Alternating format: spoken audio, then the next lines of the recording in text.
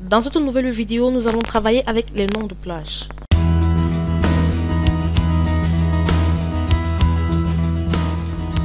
Une fois que vous avez défini un nom, vous pouvez l'utiliser dans des formules ou des fonctions. Naviguer avec lui, le modifier ou le supprimer.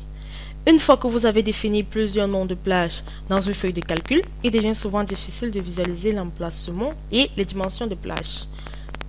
La fonction zoom d'Excel peut vous aider. Alors, lorsque vous avez sélectionné une plage telle que celle-ci dans une base de données, elle devient difficile de lire la plage entièrement. Elle devient difficile de lire entièrement la page de notre base de données. Alors, pour ce faire, nous allons tout simplement sélectionner l'onglet affichage du ruban et ensuite sélectionner le zoom. Nous avons une barre de dialogue zoom qui apparaît. Nous allons tout simplement sélectionner un facteur d'agrandissement de 50% et nous allons cliquer sur OK. Comme là, un autre écran a été. Alors, là, Excel effectue un zoom en arrière et affiche les plages nommées en traçant une bordure autour d'elles. Alors, comment se référer à un nom de plage? L'utilisation d'un nom de plage dans une formule ou en tant qu'argument de fonction est simple. Remplacez simplement les coordonnées. Il vous suffit tout simplement de remplacer les coordonnées d'une plage par le nom défini. Alors, par exemple, supposons que nous voulons... supposons que cette cellule contient la formule suivante qui est égale à D7. Comme vous pouvez le constater, lorsque je clique sur la cellule D7, le nom que j'ai défini pour la cellule D7 apparaît au niveau de ma cellule sélectionnée. Alors, si vous n'êtes pas sûr d'un nom particulier, vous pouvez demander à Excel de le coller dans la feuille de calcul. Alors, vous allez tout simplement placer votre formule et attendre au niveau où vous voulez placer le nom de la plage nommée. Ensuite, vous sélectionnez Formule dans l'onglet et vous sélectionnez des noms définis. Ensuite, vous sélectionnez dans une formule. De là, vous sélectionnez Coller les noms. Nous avons une boîte de dialogue, coller un nom qui apparaît. Vous allez tout simplement sélectionner le nom que vous voulez coller à votre cellule. Nous allons tout simplement coller par exemple, pourquoi pas donner. Et OK, là, comme vous pouvez le constater, nos données, elle sélectionne la plage. Elle vient le remplacer au niveau de la cellule nouvellement sélectionnée. Si vous travaillez avec des noms au niveau de la feuille, la façon dont vous utilisez un nom dépend de l'endroit où vous l'utilisez. Si vous utilisez le nom de niveau de la feuille sur la feuille dans laquelle il a été défini, vous pouvez simplement utiliser la partie du nom de la plage. Alors, en d'autres termes, vous pouvez tout simplement spécifier le nom de la plage, comme par exemple ici donné. Mais par contre, si vous utilisez le nom d'une feuille sur une autre feuille, vous devez spécifier le nom complet de la feuille, tel que par exemple, si j'utilise une cellule. Vous devez par exemple spécifier le nom de la feuille en spécifiant le nom de la plage nommée. Et si la plage nommée nécessite dans un autre classeur, vous devez faire précéder le nom du fichier par des guillemets simples.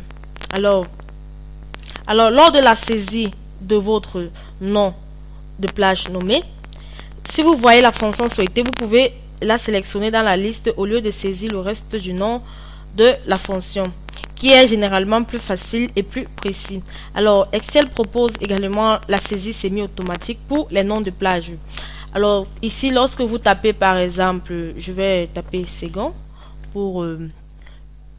comme vous pouvez le constater, la saisie semi-automatique, il me propose déjà les différentes fonctions et mon nom de plage nommé, que je peux tout simplement cliquer dessus et il apparaît au niveau de ma cellule nouvellement sélectionnée.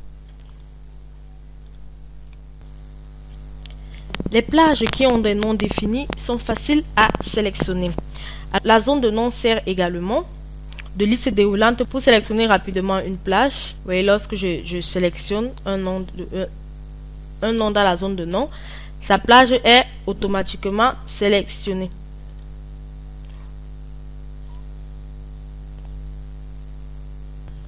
Ou encore, vous pouvez tout simplement le sélectionner en sélectionnant l'onglet Accueil du ruban.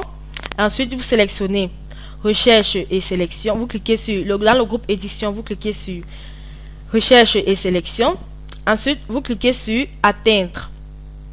Là, vous avez la boîte de dialogue atteindre qui apparaît. Vous cliquez tout simplement le nom de la plage dans la liste atteindre et vous cliquez sur OK. Comme vous pouvez le constater, notre plage a été sélectionnée dans notre base de données. Si vous avez besoin de documenter une feuille de calcul pour que d'autres puissent la lire ou la calculer vous-même dans quelques mois, vous pouvez coller une liste de noms de plage de la feuille de calcul.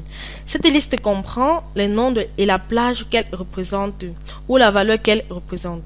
Si le nom fait référence à une constante, alors pour ce faire, vous devez tout simplement déplacer le pointeur de cellule sur une zone vide de la feuille de calcul suffisamment grande pour accepter la liste sans écraser d'autres données. Alors, il est important de noter que la liste utilise deux colonnes, une pour les noms et une autre pour les coordonnées de la plage correspondante. Ensuite, vous sélectionnez Formule. Ensuite, vous sélectionnez Définir un nom. Et ensuite, vous sélectionnez Définir une formule. Et vous sélectionnez Coller des noms. Ou vous appuyez tout simplement sur F3 pour coller un nom. Alors, et là, vous avez la boîte de dialogue coller un nom qui apparaît. Vous cliquez tout simplement sur coller une liste et Excel colle les noms et les coordonnées de la feuille de calcul.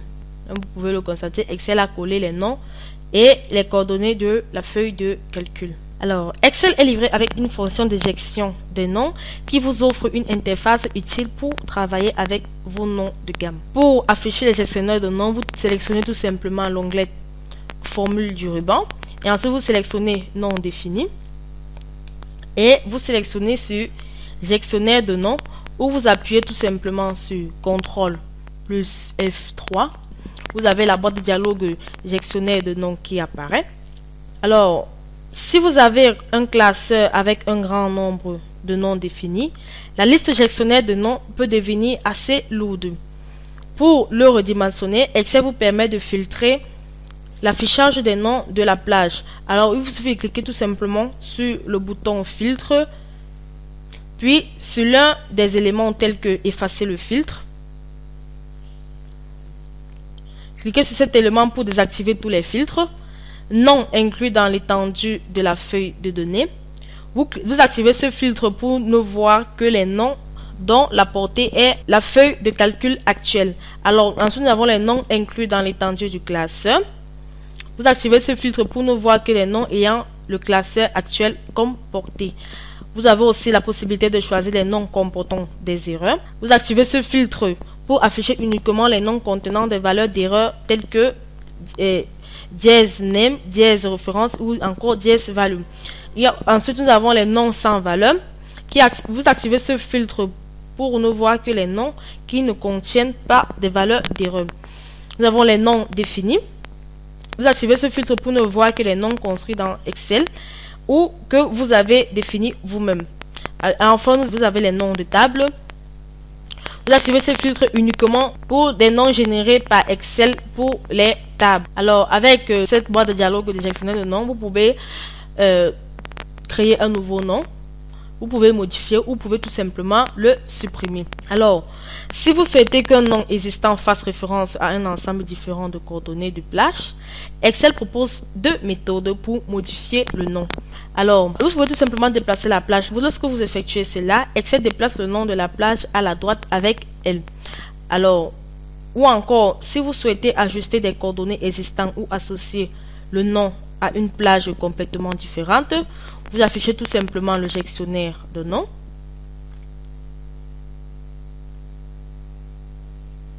Vous cliquez sur le nom que vous souhaitez modifier, puis vous appuyez sur Modifier et vous avez la boîte de dialogue Modifier le nom qui apparaît.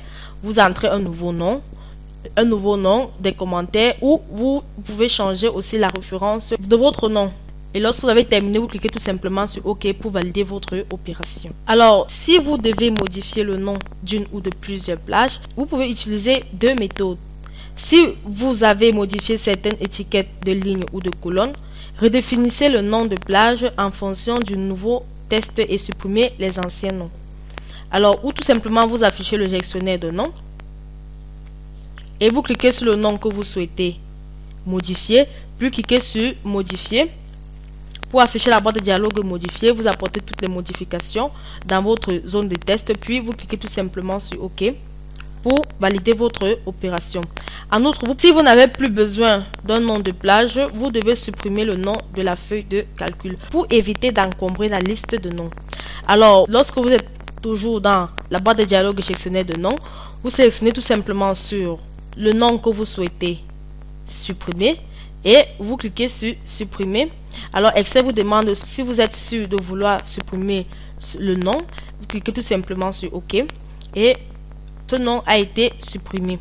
Alors, il est courant dans les feuilles de calcul d'avoir une ligne ou une colonne de données à laquelle vous ajoutez constamment. Du point de vue des noms de plage, ce n'est pas un problème si vous insérez toujours de nouvelles données dans la base de données existante. Dans ce cas, Excel ajoute automatiquement les coordonnées de la plage pour compenser les nouvelles données. Cependant, cela ne se produit pas si vous ajoutez toujours une nouvelle donnée à la fin de la plage. Dans ce cas, vous devez ajuster manuellement les coordonnées de la plage pour inclure les nouvelles données. Plus vous entrez de données, plus la douleur peut être grande. Pour éviter cette tâche fastidieuse, vous avez deux solutions. La première solution consiste à définir la plage et à inclure une cellule vierge supplémentaire à la fin si possible. Alors, comme vous pouvez le constater avec cette base de données, nous allons tout simplement nommer cette plage Amon, comme vous pouvez le constater avec une cellule de plus. Alors, comme vous pouvez le voir, nous allons tout simplement nommer cette plage Amon. Vous voyez, la sélection a été sélectionnée avec une colonne de plus. De fait que si on ajoute une cellule ou encore si on ajoute une cellule à notre base de données, que notre nom ne soit pas affecté. Alors, les coordonnées du nom de plage automatique incluent une cellule vide à la fin de la plage si possible. L'avantage ici est que vous pouvez demander à Excel d'ajuster automatiquement les coordonnées de la plage au nom du montant en insérant la nouvelle donnée ci-dessus. Dans ce cas, les lignes vident immédiatement au-dessus du tableau.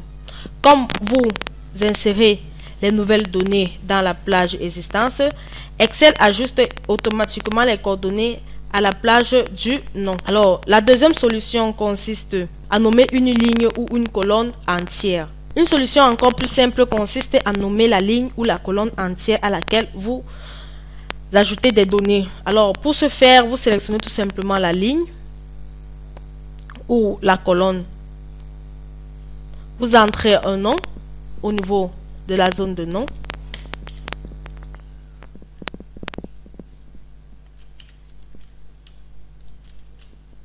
Par exemple, maître marché. Et vous appuyez sur Entrée pour valider votre opération. Avec cette méthode, toutes les données que vous ajoutez à la ligne ou à la colonne deviennent automatiquement partie intégrante du nom de la plage. Alors, si vous avez des plages qui se chevauchent, vous pouvez utiliser l'opérateur d'intersection qui est un espace pour faire référence aux cellules qui se chevauchent. J'espère que vous avez aimé cette vidéo de l'entreprise Excel Group, entreprise spécialisée dans les prestations de services Microsoft Excel. Si vous avez aimé cette vidéo, n'oubliez pas de vous abonner et de cliquer sur le bouton j'aime et ensuite de la partager. Si vous avez des questions à poser, vous soyez libre de les poser dans l'espace commentaire. Nous allons nous retrouver très prochainement dans une nouvelle vidéo.